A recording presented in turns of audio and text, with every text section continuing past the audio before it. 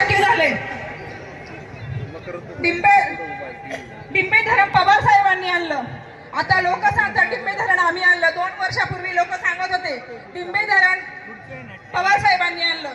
पवार साहेब मुख्यमंत्री होते तेव्हा पवार साहेबांनी डिंबे धरणाची भूमिपूजन केलं। तसेच शरद बँक पवार साहेबांनी आणली। 1974 साली पवार साहेबांनी शरद बँकेची स्थापना केली आणि आज त्यांनी गावभर छत्र्या वाटल्यात आणि छत्र्यावरती पवार साहेबांचा एक फोटो सुद्धा छापलेला नाहीये।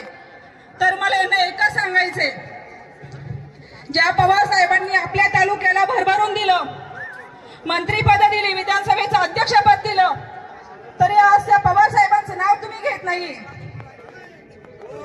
पण ही जनता पवार साहेबांना विसरलेली नाहीये।